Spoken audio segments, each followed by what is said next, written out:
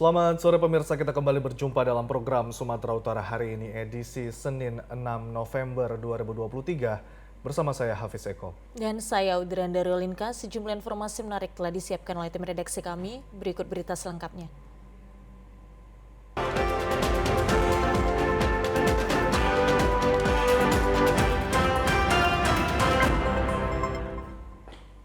Pemirsa, meskipun kasus pencemaran lingkungan di Pantai Nias Utara akibat aspal tumpahan dari kapal MT Aashi belum tuntas, namun kini telah ada upaya pembebasan 3 pimpinan kapal MT Aashi agar pulang ke negara asalnya di India.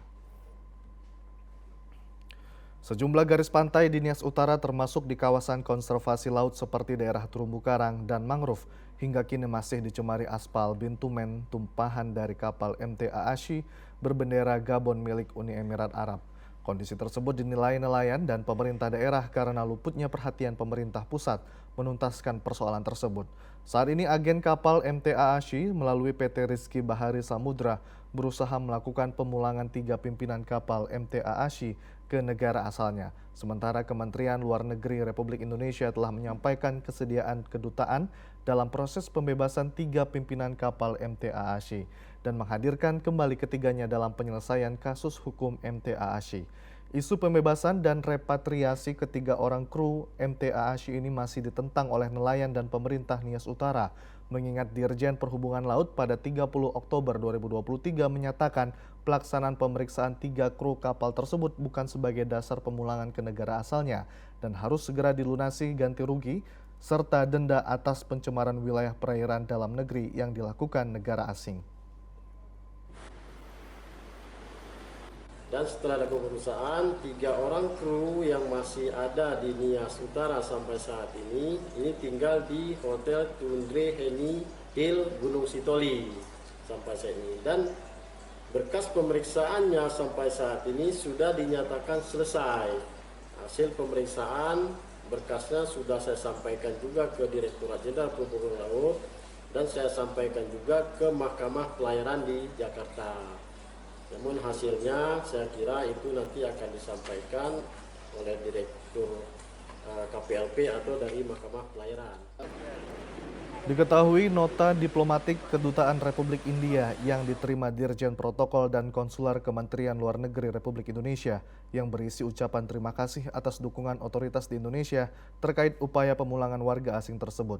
Jika di kemudian hari otoritas setempat membutuhkan 3 pimpinan kapal MT Aashi, yakni Tuan Sandip Kumas Baskar dan Tuan Syab Abdul Salam, serta Khailadat Simamu untuk hadir di Indonesia, maka Kedutaan Besar Republik India siap menghadirkan ketiganya. Harga cabai di Mandailing Natal naik disebabkan para petani gagal panen dampak dari cuaca buruk. Tanaman cabai mengalami layu dan busuk akibat diguyur hujan. Tanaman cabai petani di Mandailing Natal mengalami gagal panen menjelang musim panen. Akibatnya petani hanya bisa memanen setengah hasil panen mereka dari panen biasanya. Faktor cuaca yang tidak menentu dan terlambatnya penyemprotan desinfektan yang membuat tanaman cabai layu dan busuk. Seperti yang dialami Erwin Syaputra, petani cabai di Panyabungan ini mengaku hanya bisa menjual 50-60 kg cabai. Dari sebelumnya ia bisa menjual cabai 100 kg kepada pengumpul. Para petani cabai ini juga harus memanen cabai sebelum waktunya karena khawatir cabai ini nantinya rusak saat di masa panen. Pada saat ini harganya sekitar 50.000 per kilonya. Itu naik apa turun itu bang? Naik. Bang. Cuman kenapa ini banyak cabai kita ini bang yang rusak ini bang? Antar faktor cuaca. Faktor cuaca. Iya. Jadi di tengah harga yang naik ini banyak juga cabai yang rusak bang ya? Iya, hampir rata-rata yang kawan-kawan kita yang berkebun di sini hampir kena itu. Yang kalau satu buntun itu sekitar 100 kilo sampai 150 kilo. Kerusakan pada batang dan buah cabai, tanaman cabai petani di Panyabungan ini juga mengalami keriting pada daun yang membuat tanaman mereka tidak dapat diproduksi maksimal. Akibat banyaknya petani yang gagal panen membuat pasokan cabai di pasar tradisional Panyabungan berkurang. Serta akibat berkurangnya pasokan ini membuat harga cabai tembus di harga 50 hingga 60 ribu rupiah per kilogramnya. Komandan Satuan Tugas Batalion Infanteri 125 Simbisa Letkol Infanteri Ronald Manurung memimpin kegiatan penanaman padi perdana di Kabupaten Mapi Pembukaan lahan persawahan 4 hektar tersebut merupakan program ketahanan pangan. Sebagai bentuk kepedulian dan dukungan dalam menjaga ketahanan pangan di wilayah penugasan, Satuan Tugas Pengamanan Perbatasan Kewilayahan Prajurit TNI Kodam 1 Bukit Barisan, yakni Satuan Batalion Infanteri 125 Simbisa, bersama Dinas Pertanian membuka lahan sawah untuk masyarakat di Kampung Mur, Distrik Nambai, Kabupaten Mapi kemarin. Di samping melaksanakan tugas pokok menjaga kedaulatan NKRI, Satuan Tugas Batalion Infanteri 125 Simbisa tetap mempunyai tanggung jawab moral kepada masyarakat dengan melakukan pembinaan melalui bidang pertanian. Dengan memanfaatkan lahan kosong, prajurit TNI Kodam 1 Bukit Barisan bersama masyarakat dan pemerintah setempat membuka lahan seluas 4 hektar untuk dijadikan persawahan. Sinergitas ini merupakan wujud nyata kepedulian prajurit TNI terhadap masyarakat. Sebagai penggagas pembukaan lahan persawahan, Komandan Posmur Letu Infanteri Bambang Suprapto mengatakan, pembukaan lahan kosong menjadi lahan persawahan diharapkan mampu membangkitkan perekonomian masyarakat. Sedang melaksanakan pembukaan lahan persawahan. Tadinya tanahnya tidak digunakan dengan baik, maka kita fokus, kita manfaatkan dengan baik agar masyarakat dapat istilahnya mendapat tambahan ekonominya. Begitu. Tujuannya sawah ini kita buka untuk menginspirasi masyarakat, terutama di Kampung Mur, agar terinspirasi dengan tanaman atau menanam padi ini. Dan luas yang kita buka ini seluas 4 hektar. Kepala Dinas Pertanian Kabupaten Mapi, Antonius Letsoin menjelaskan pembukaan lahan kosong menjadi lahan persawahan menjadi motivasi kepada para petani. Mengapresiasi apa yang dilakukan oleh teman-teman dari unit 125 Simbisa untuk membantu kami memberikan motivasi kepada petani, menggerakkan perekonomian di tingkat petani agar supaya kegiatan ini bisa berjalan dan berdampak positif bagi masyarakat kita. Penanaman padi tersebut juga sebagai upaya pertahanan untuk masyarakat dalam menghadapi badai El Nino yang diperkirakan akan berlangsung hingga 2024 mendatang sehingga masyarakat bisa secara mandiri untuk memprogramkan ketahanan pangan. Resah akibat pencemaran udara, Yayasan Sri Kandi Lestari bersama ibu-ibu menggelar aksi damai kepada perusahaan pembangkit listrik tenaga uap yang semakin berbahaya untuk kesehatan. Selain itu, masa aksi juga mendesak Capres dan Cawapres untuk mengkampanyekan dan menyuarakan program transisi energi untuk mengatasi krisis iklim yang saat ini terjadi di Indonesia. Aksi damai dilakukan di titik 0 km Kota Medan pada Minggu siang. Pada aksinya mereka mendesak 3 calon pemimpin Indonesia yang nantinya agar peduli terhadap perubahan iklim dan memasukkan visi misi mereka melibatkan kampanye pro kepada pembangunan energi yang adil bagi masyarakat dan berkelanjutan. Aksi damai ini juga mengajak kaum ibu untuk membacakan sajak puisi yang bertemakan peduli terhadap perubahan iklim dan mengibarkan bendera merah putih sebagai lambang negara, juga membentang spanduk atau poster bertuliskan aspirasi yang mereka alami, keresahan terhadap dampak yang muncul akibat perusahaan PLTU tersebut. Dampak akibat pencemaran lingkungan saat ini sudah dirasakan masyarakat sekitar seperti batuk-batuk, gatal-gatal, dan sesak nafas, serta masyarakat juga mengalami keracunan karena limbah yang dihasilkan oleh perusahaan batu bara mencemari air.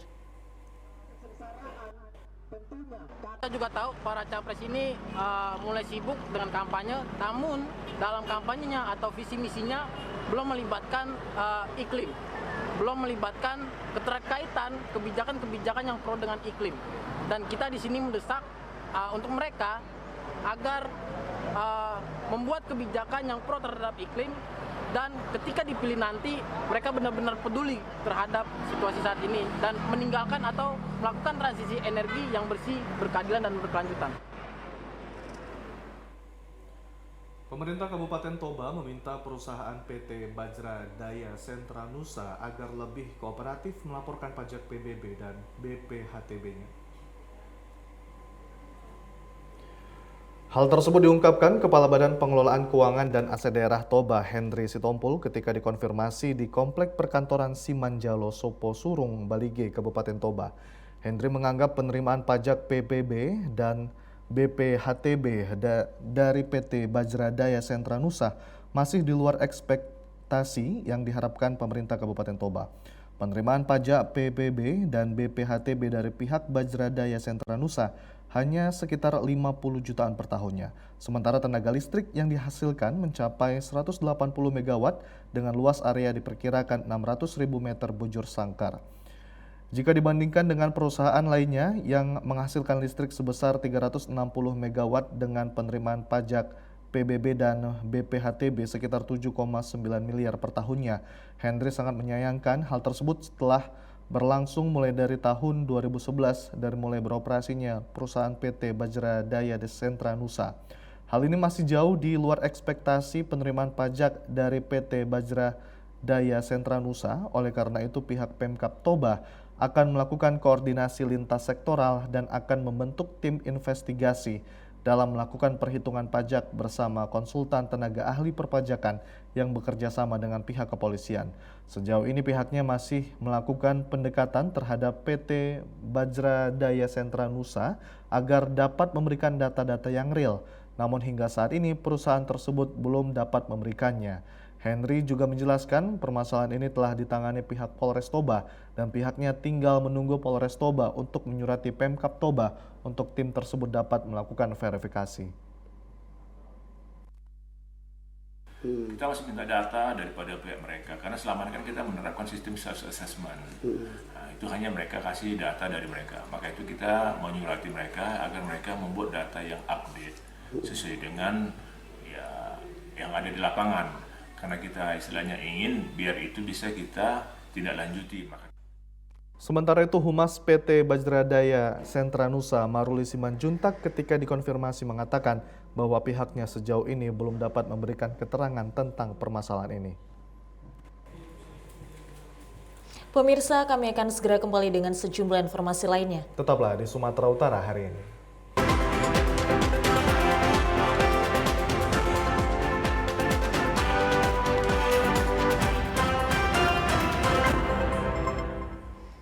Badan Meteorologi, Klimatologi, Geofisika Wilayah 1 menyatakan kepada masyarakat dan stakeholder terkait untuk mewaspadai fenomena alam di bulan November 2023 mengalami puncak musim hujan di Sumatera Utara.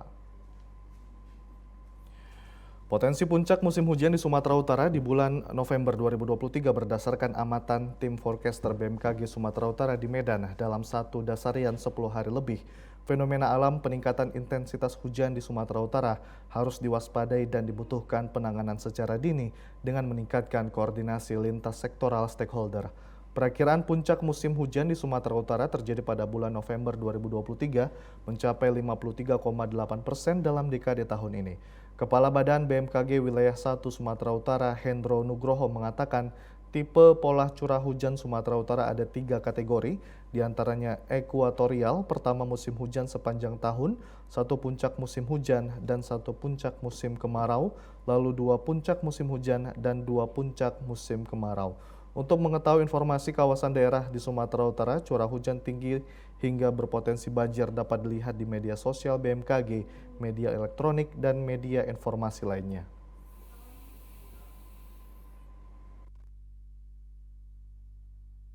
%58% di wilayah Sumatera Utara itu memasuki musim hujan dan 3%-nya ada di bulan Desember. Nanti di bulan November dan Desember itu adalah puncak musim hujan di Sumatera Utara. Tadi memperhatikan rekomendasi dari BPBD, ya, 8 rekomendasi dari Gubernur Gubernur Sumatera Utara itu mohon dijadikan acuan untuk kita menghadapi puncak musim hujan ini. Diharapkan masyarakat Sumatera Utara untuk mewaspadai dengan puncak musim hujan terjadi di akhir tahun 2023 dengan memantau media sosial BMKG dan media lainnya. Badan Meteorologi, Klimatologi, dan Geofisika Wilayah 1 menyatakan memasuki November hingga Desember 2023, wilayah Sumatera Utara memasuki puncak musim penghujan yang diharapkan masyarakat untuk selalu waspada. Untuk mengetahui seperti apa kondisi cuaca di wilayah Sumut memasuki puncak musim penghujan, kini telah bergabung forecaster BMKG Wilayah 1 Medan, Marta Manurung. Selamat sore, Ibu. Selamat sore, Bu Marta.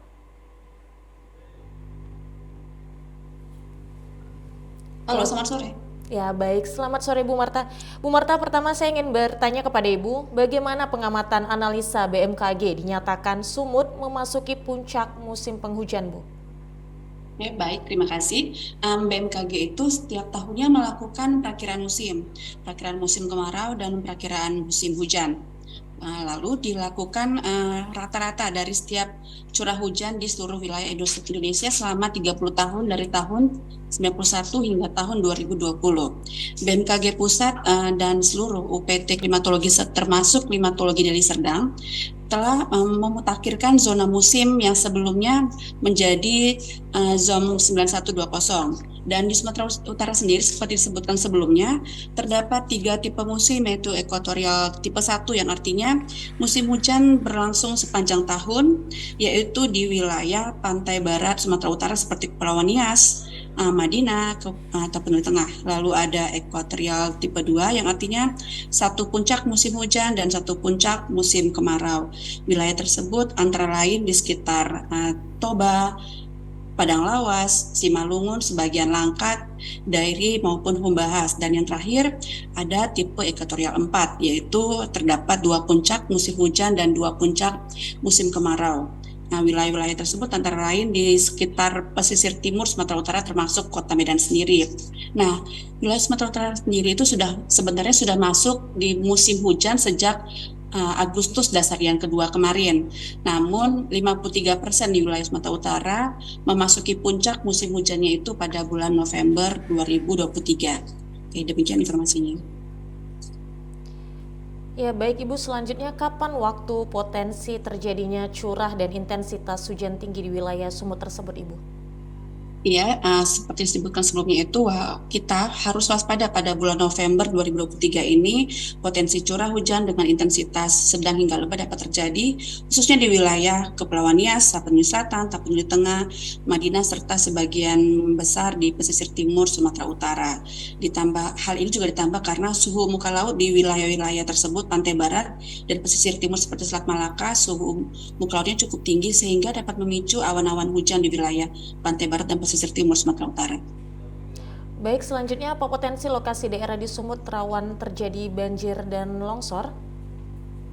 Ya, jadi untuk wilayah Sumatera Utara potensi terjadinya banjir maupun longsor tentu saja ada seperti di wilayah Asahan, Batubara, Deli Serdang, Karo, Kota Binjai, Kepulauan Nias, Kota Medan, Kota Padang Sidempuan, Kota Pematang Siantar, Kota Sibolga, Kota Tanjung Balai, Labuan Batu Selatan, Labuan Batu Utara, Langkat, Madinah, Padang Lawas Utara, Samosir, Simalungun, dan Tapanuli Selatan berpotensi terjadi banjir maupun longsor pada November 2023 ini. Iya, baik Ibu. Untuk persenannya Bu, khususnya di wilayah Kota Medan, berapa persen kira-kira potensi terjadinya banjir serta longsor di wilayah Kota Medan khususnya Bu? Untuk wilayah Kota Medan sendiri lebih berpotensi terjadi genangan ataupun banjir. Seperti pada esok hari diperkirakan ada potensi genangan ataupun banjir di wilayah Kota Medan. Iya, Bu Marta. Selamat sore, Iya. Bu Marta. Iya. Terkait dengan saat ini kan bisa dikatakan cuaca kadang tidak menentu ya, kadang tiba-tiba mendung, gelap, Iya. ternyata tidak terjadi hujan, malah panas kembali. Nah, sebagai masyarakat dalam melihat potensi terjadinya hujan deras ketika melihat langit ya, ketika mendung ataupun juga panas, itu seperti apa sih kalau boleh tahu ciri-cirinya Bu Marta? Oke, jadi kalau seperti tadi ya, sebagian Kota Medan itu sudah terjadi hujan lokal, walaupun mungkin di tempat Bapak atau Ibu masih mendung. Namun kita mempunyai radar di sini dan di radar sudah dikatakan bahwa ada Kota Medan yang terjadi hujan. Itu kita bisa sebut bahwa itu terjadi hujan lokal. Karena sel-sel awan itu tidak merata terjadi di seluruh Kota Medan. Baik. Seperti itu. Artinya tidak merata Bu ya, sering terjadi hujan lokal yang ada di Kota Medan. Lantas terkait dengan akhir-akhir ini badai El Nino mungkin seperti apa mungkin saat ini perkembangannya Bu? Apakah ini akan juga masuk ke dalam Sumatera Utara dan mungkin seperti apa dampaknya nanti ke depan? Kalau untuk El Nino sendiri kategorinya sampai saat ini masih dalam kategori sedang, namun tidak berpengaruh terhadap kondisi cuaca di Sumatera Utara. Oke. Artinya sampai saat ini belum terpengaruh Bu ya terkait dengan badai El Nino belum. Ya, belum. Baik, terkait dengan perakiraan puncak musim hujan di Sumut kan mencapai 53,8%. Apakah itu termasuk tinggi atau mungkin dari tahun ke tahun ini persentasenya meningkat nih, Bu Marta? Oh tidak, kalau sebenarnya saya sudah sebutkan sebelumnya kalau wilayah Sumatera Utara itu dari Dasarian 2 sudah masuk musim hujan. Namun memang pada 50%, 53% ini mayoritas wilayah Sumatera Utara masuk ke puncak musim hujan. Oke. Jadi dari sebenarnya dari Oktober juga kita sudah beberapa kali mengalami yang namanya hujan sedang hingga lebat. Apakah ada mungkin peringatan dini dari pihak BMKG dalam bentuk alat maupun juga dalam hal bentuk lainnya nih, Bu Marta? Iya, BMKG sendiri setiap harinya itu mengeluarkan informasi peringatan dini. Contohnya peringatan dini cuaca hujan lebat untuk 3 hari. Dan itu kita sebarkan lewat media sosial seperti Instagram. Dan teman-teman perakiraan cuaca di BMKG Wilayah 1 Medan terus mengupdate setiap hari. Karena mungkin untuk hari ini potensi hujan sedang lebatnya ada di wilayah Kepulauan Nias. Namun mungkin esok hari wilayah dapat berubah. Oke, lalu teman-teman juga memberikan informasi peringatan dini cuaca ekstrim setiap 3 jam. Dengan menggunakan radar cuaca yang ada di sini, kita bisa melihat, kita bisa memantau apakah di wilayah Sumatera Utara ada potensi hujan lebat selama 1 jam ke depan. Dan itu juga akan diupdate setiap 3 jam. Dan yang terakhir ada peringatan dini berbasis dampak. Tadi kita sebelumnya sudah memberikan informasi perakiraan cuaca hujan lebat disertai petir ataupun yang kencang. Apakah dari hujan lebat tersebut dapat berpotensi mengakibatkan banjir ataupun longsor? Informasi itu sudah dapat diakses oleh masyarakat secara bebas di websitenya BMKG signature.bmkg.go.id. Nah, seperti contohnya ini dari signature pada hari ini, untuk esok hari itu diperkirakan sebagian wilayah Langkat, Kota Medan untuk bagian utara, Deli Serdang, Sergai, sebagian pantai barat seperti Kepulauan Nias, ada potensi dampak dari hujan lebatnya dapat berupa genangan, banjir maupun tanah longsor dalam levelnya adalah level waspada. Baik, terkait dengan titik hotspot di Sumatera Utara, apakah ada saat ini, Bu Marta?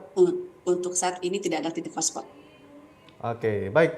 Bu Marta, mungkin bagaimana sih upaya dari BMKG sendiri dalam pencegahan dampak dari rawan longsor, banjir yang terdapat di suatu daerah nih, Bu Marta? Oke, jadi BMKG sendiri itu setiap akhir bulan sudah memberikan informasi potensi bencana hidrometeorologi kepada stakeholder, contohnya kepada BPBD.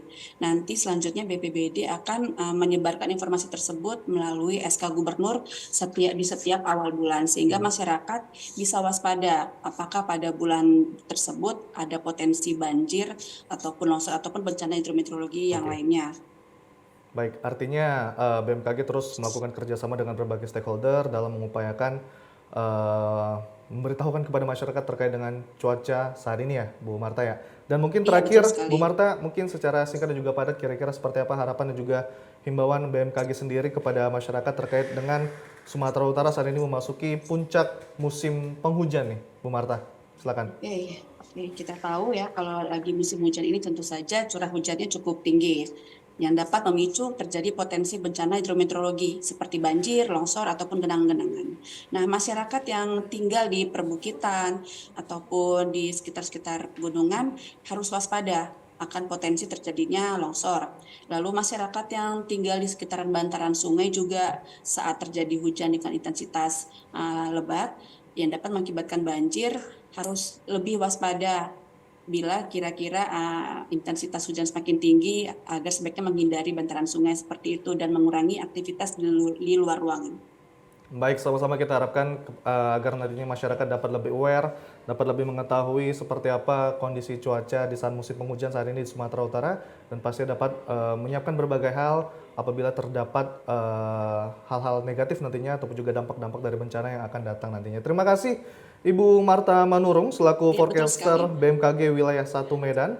Selamat sore Ibu, selamat bertugas kembali. Terima kasih. Ya, pemirsa, selanjutnya kita akan memasuki pilihan rakyat.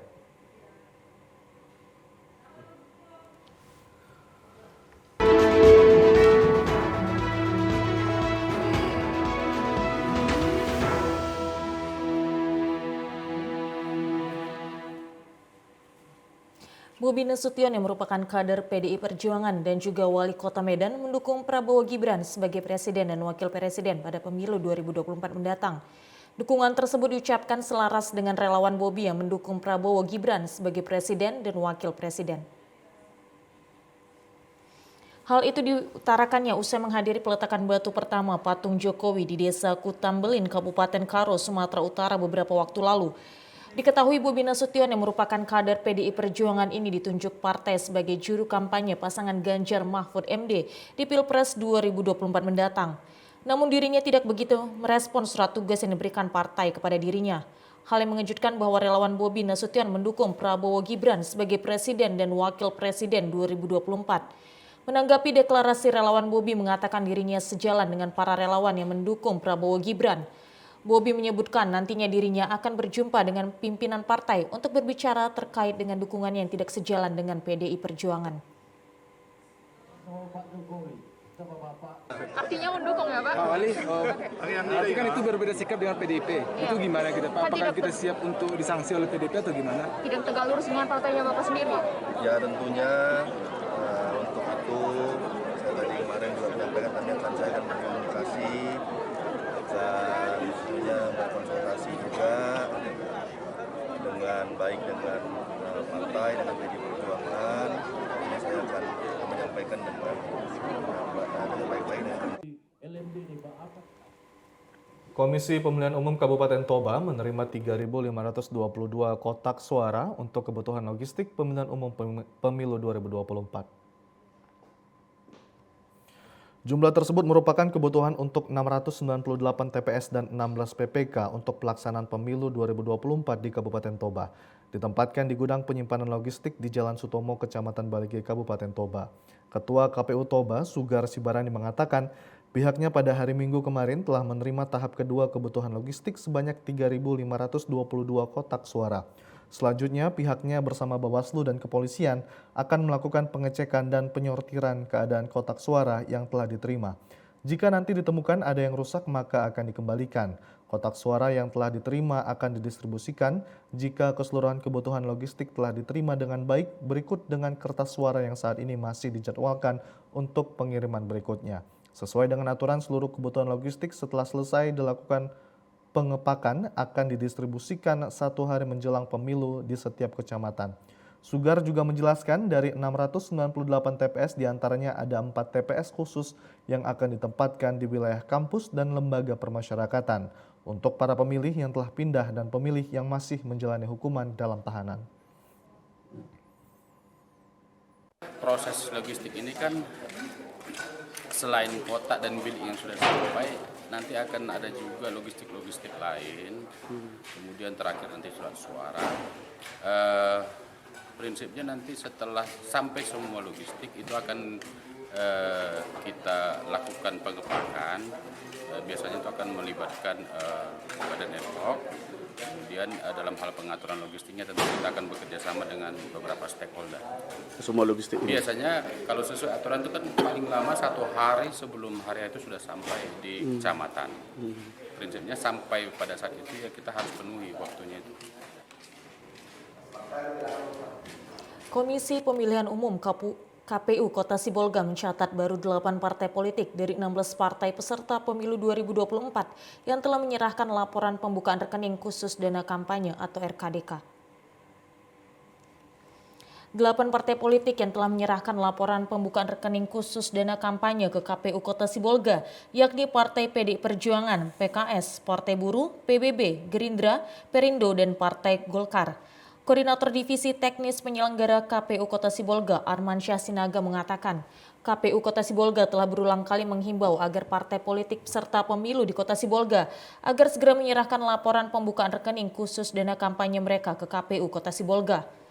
Laporan pembukaan rekening khusus dana kampanye tersebut merupakan syarat yang harus dipenuhi partai politik sejak ditetapkan sebagai partai pemilu 2024.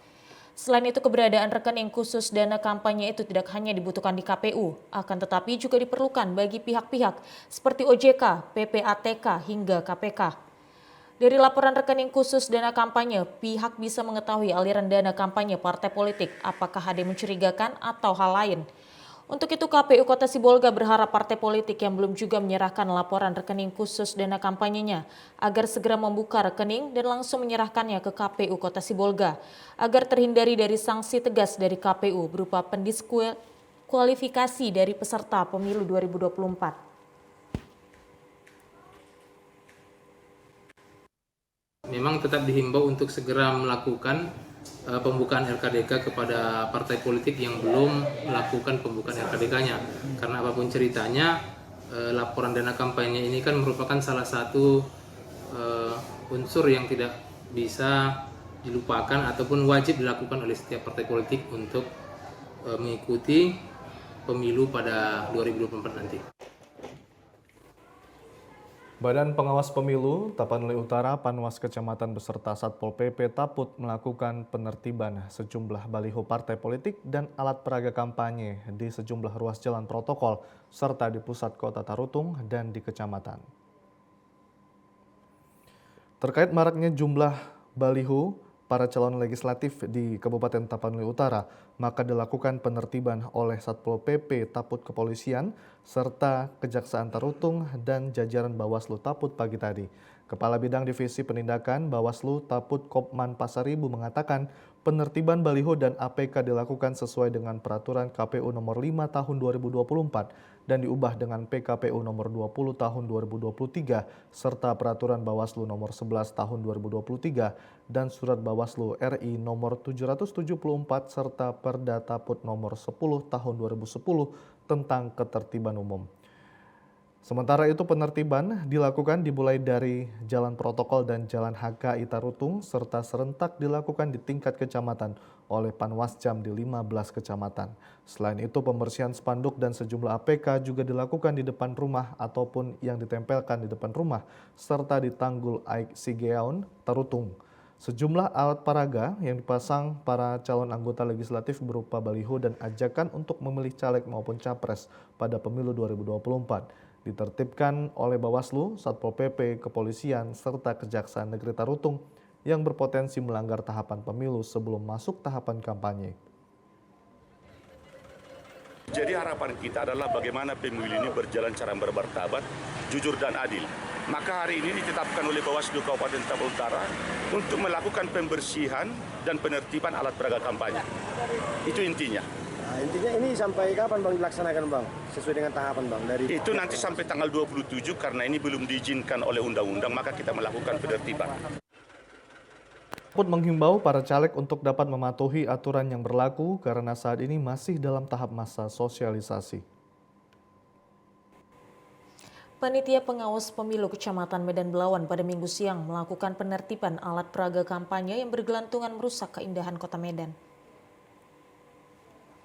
Puluhan petugas gabungan terdiri dari Satpol PP, Kepling, Babinsa, Babin Kantipmas, Panwas Kelurahan, dan Panwas Kecamatan melakukan penertiban APK di 6 kelurahan di Kecamatan Medan Belawan jelang pemilu 2024. Gambar peserta pemilu yang bergelantungan di pohon, tiang listrik, rumah penduduk, dan rumah makan di Kota Belawan terlihat di beberapa titik tertentu telah merusak lingkungan dan keindahan Kota Medan, khususnya di pesisir Belawan.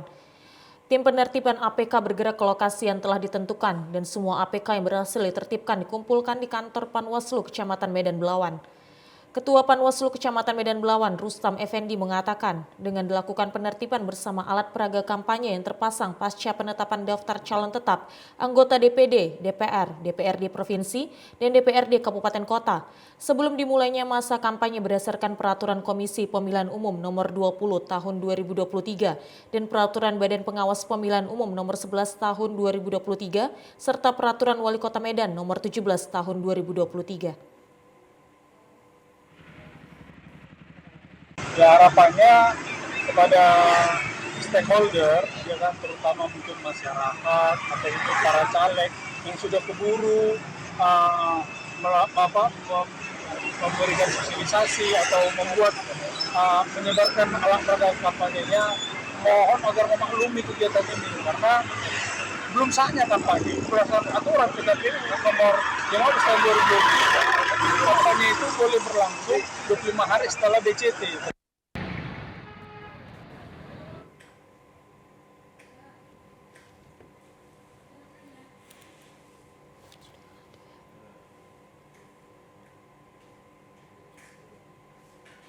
Mengajak orang lain agar tidak menggunakan hak suaranya atau golput pada pemilu dengan menjanjikan uang atau materi akan dikenakan sanksi kurungan penjara selama 3 tahun dan denda puluhan juta rupiah. Golput merupakan istilah yang digunakan untuk merepresentasikan kelompok masyarakat yang enggan memberikan suaranya saat pemilu. Institute for Criminal Justice Reform atau ICJR dalam keterangan di laman resminya menegaskan, posisi seseorang yang memilih untuk tidak memilih dalam pemilu bukan merupakan pelanggaran hukum karena tidak ada aturan hukum yang dilanggar. Namun apabila seseorang mengajak orang lain agar tidak menggunakan hak suaranya atau golput dengan menjanjikan uang atau materi lainnya, mengajak memilih peserta pemilu tertentu atau mengajak untuk menggunakan hak pilihnya dengan cara tertentu sehingga surat suaranya tidak sah, akan terancam pidana penjara paling lama 3 tahun dan denda paling banyak 36 juta rupiah. Hal ini diatur dalam pasal 515 Undang-Undang Pemilu nomor 7 tahun 2017. Berdasarkan data KPU RI, tingkat persentase golput pada Pilpres 2004 hingga 2014 sempat mengalami peningkatan. Sementara pada pemilu 2019, persentase golput turun ke angka 18,03%. Tren penurunan golput diprediksi akan terus berlanjut hingga pemilu 2024 mendatang. Masyarakat dinilai antusias menggunakan hak suaranya pada pesta demokrasi kali ini. Namun jika kekecewaan masyarakat terhadap pemerintah terus meningkat dan dimobilisasi kalangan tertentu, maka potensi golput masih terus terjadi. Selain itu, masa kampanye yang singkat membuat para kontestan tidak punya banyak waktu untuk menarik hati calon pemilih. Hal ini juga dapat menyebabkan pemilih enggan untuk menggunakan hak suaranya. Pemirsa, kami akan segera kembali dengan sejumlah informasi lainnya. Tetaplah bersama kami.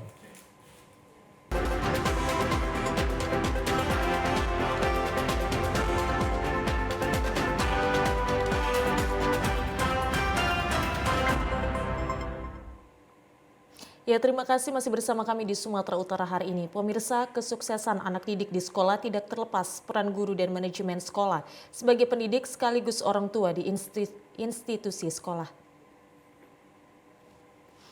Demikian disampaikan Pastor Yosef Yuki Hartandi sebagai Ketua Yayasan Don Bosco Keuskupan Agung Medan saat menghadiri perayaan Braya Sara SMA Santo Thomas 1 Medan kemarin. Pastor Yosef Yuki Hartandi menyampaikan kehadirannya dalam rangka melihat dan mengapresiasi sekaligus memberikan dukungan kepada anak-anak siswa sekolah Santo Thomas 1 Medan. Dijelaskan Yosef Yuki Hartandi, dirinya bangga melihat kreativitas anak-anaknya, bahwa mereka begitu bersemangat terutama dalam merayakan Braya Sara 2023.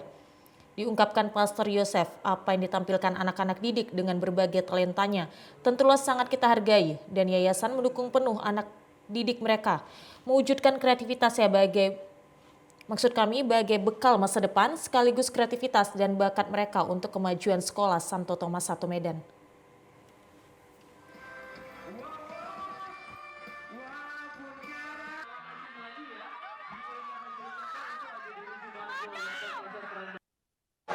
Kami melakukan ini untuk mengapresiasikan talenta-talenta yang ada di siswa-siswi kami di SMA Santo Thomas 1 Medan.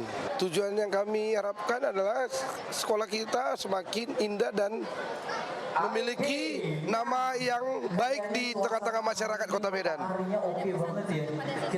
Pesan-pesan kami kepada siswa, tetap semangat ya nak, dalam bentuk mengolah talenta-talenta yang pada diri kalian di bidang seni, olahraga pun maupun intelektual.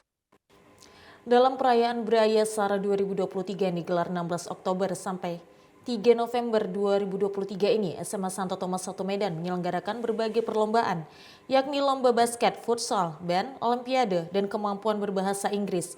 Ditutup pada puncak acara panggung hiburan seni dan olahraga. Ikatan Alumni Teknik Sipil Universitas HKBP Nomensen gelar musyawarah besar ke-1 dan temu akrab alumni. Kepengurusan Ikatan Alumni Teknik Sipil Universitas HKBP Nomensen periode 2023-2026 resmi terbentuk. Sejumlah alumni menghadiri musyawarah besar ke-1 Ikatan Alumni Teknik Sipil Universitas HKBP Nomensen di Gedung Auditorium Fakultas Kedokteran Universitas HKBP Nomensen di Medan kemarin. Dalam pertemuan turut dilakukan pemilihan Ketua Ikatan Alumni Teknik Sipil Universitas HKBP Nomensen periode tahun 2023-2026. Tujuan diadakannya musyawarah besar pertama ini adalah untuk menjalin tali persaudaraan antara alumni dan juga membentuk kekompakan antara alumni.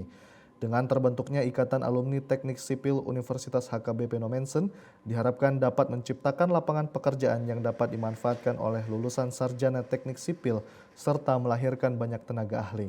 Ketua Sidang menetapkan kepengurusan Ikatan Alumni Teknik Sipil Universitas HKBP Nomensen periode 2020-2023 menjadi pengurus periode 2023-2026. Adapun ketua terpilih yakni Rikson Siboya, Sekretaris Manik Simangunsong, dan Bendahara Danad Siagian. Sebagai pertanda pengesahan kepengurusan Ikatan Alumni Teknik Sipil Universitas HKBP Nomensen periode 2023-2026, Badan Pengawas Ikatan Alumni Teknik Sipil Universitas HKBP Nomensen, Junjungan Pasaribu menyerahkan bendera Pataka Ikatan Alumni Teknik Sipil Universitas HKBP Nomensen kepada para pengurus yang telah ditetapkan.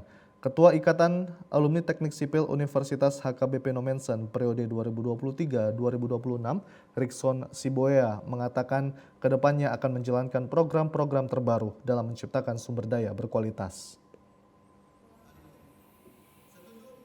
Dituntut untuk berbuat untuk membekali daripada kawan-kawan kita yang tergabung dalam IKTEKSI yang alumni Teknik Sipil Nomensen, ya, agar tidak ketinggalan daripada sistem informasi dan juga peningkatan sumber daya manusia di dalam keteknik sipilan ini, bahwa supaya tidak kewalahan dalam memperoleh sertifikat kompetensi kerja. Mantan Rektor Universitas HKBP Nomensen, Patar M. Pasaribu berharap kepengurusan Ikatan Alumni Teknik Sipil Universitas HKBP Nomensen periode 2023-2026 mampu bekerja sama dengan kampus dan alumni dalam membantu pemerintah dalam pembangunan. Melalui IKTEKSI ini, kita sangat harapkan kepeduliannya juga ke fakultas, ke jurusan, ke fakultas teknik, juga kepedulian kepada alumni-alumni. Adik-adiknya yang baru selesai, baru tamat, karena bisa saling membantu demi pembangunan negara kita sekarang yang makin cepat dalam pembangunan fisik, termasuk segala macam pembangunan di lapangan itu, baik jalan, pembangunan, segala macam itu. Karena dengan berkaryanya kita, karena sekarang pembangunan itu harus betul-betul saling mengisi, ya. Teknik sipil itu sangat berperan, ya kan? Kepengurusan Ikatan Alumni Teknik Sipil Universitas HKBP Nomensen periode 2023-2026 juga berharap kepada Pemko Medan dapat melibatkan para alumni dalam pembangunan Kota Medan. Bung Desa merupakan suatu inovasi pemerintah menjemput dan mendengar aspirasi warga serta memberi pelayanan dengan cara turun dan melihat langsung kondisi masyarakat di pedesaan.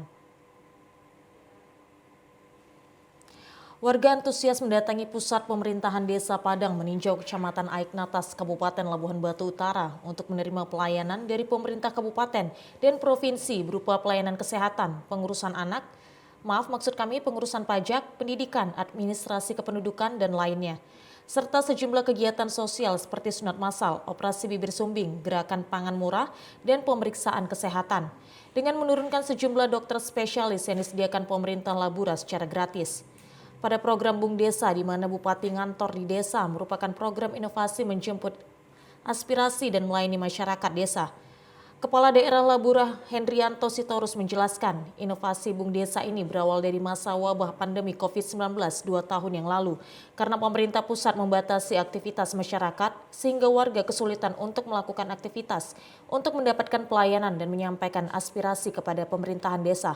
Dan juga pemerintah dapat langsung menyampaikan mekanisme pelayanan dan program pemerintah langsung kepada masyarakat desa. Kami membuat inovasi Bung Desa, Bupati Ngantor Desa, dengan catatan kami yakin bahwasanya masyarakat kami ingin menyampaikan langsung kepada pemimpin yang ada di daerah atau pemerintah yang ada di daerah untuk menyampaikan unek-uneknya. Dan kami yakin juga bahwasanya masyarakat di Labuhan Batu Utara ini, kalau kita sudah jelaskan mekanisme, halangan-halangan dan peluang-peluang, pasti mereka lebih jelas mendengarnya dan lebih percaya dalam hal ini. Bung Desa yang dilaksanakan kali ini merupakan yang ke-14 kalinya dan akan terus berlanjut hingga pelayanan dan program pemerintah dapat menyentuh masyarakat di pedesaan. Pemirsa, berikut informasi perakiraan cuaca di sejumlah daerah di Sumatera Utara dari Badan Meteorologi, Klimatologi, dan Geofisika Wilayah 1 Medan berlaku pada hari Selasa 7 November 2023. Halo Sobat BMKG, berjumpa kembali bersama saya Ramos Tobing menyampaikan informasi perakiraan cuaca dan hotspot Provinsi Sumatera Utara Selasa 7 November 2023. Pagi hari diperkirakan berawan di wilayah Sumatera Utara. Siang atau sore hari berpotensi hujan dengan intensitas ringan hingga lebat di sebagian besar wilayah Sumatera Utara. Potensi hujan lebat terjadi di Kepulauan Nias, Langkat, Karo, Tapanuli Utara, Tapanuli Tengah, Tapanuli Selatan, Sibolga, Padang Lawas, Padang Sidempuan, Deli Serdang, Simalungun, Matang Siantar, Samosir, Toba, Tebing Tinggi, Asahan, Tanjung Balai, Labuan Batu Selatan, Tapanuli Utara, Labura, Sergei, dan sekitarnya. Dan malam hari diperkirakan berawan dan berpotensi hujan ringan di wilayah Kepulauan Nias, Madinah, Padang Lawas, Labuan Batu, Labura, Labusel, dan sekitarnya. Kemudian untuk dini hari diperkirakan berawan di wilayah Sumatera Utara. Untuk suhu udara diperkirakan 18 hingga 33 derajat Celcius. Dengan kelembaban udara berkisar antara 60 hingga 98%. Arah angin bertiup dari tenggara hingga barat daya dengan kecepatan 10 hingga 30 km per jam. Untuk pada tanggal 5 November 2023, terpantau tidak ada titik panas atau hotspot di Sumatera Utara. Kami BMKG mengimbau agar masyarakat waspada potensi hujan dengan intensitas lebat yang dapat disertai petir dan angin kencang di wilayah pegunungan, pesisir timur, dan barat Sumatera Utara yang dapat berpotensi mengakibatkan bencana hidrometeorologi seperti banjir dan longsor. Demikian informasi yang dapat kami sampaikan, semoga bermanfaat dan terima kasih. Informasi tadi sekaligus menutup perjumpaan kita pada sore hari ini. Saya Hafiz Eko. Dan saya Udrandar Rolin, kami ucapkan terima kasih atas perhatian Anda. Selamat sore dan sampai jumpa.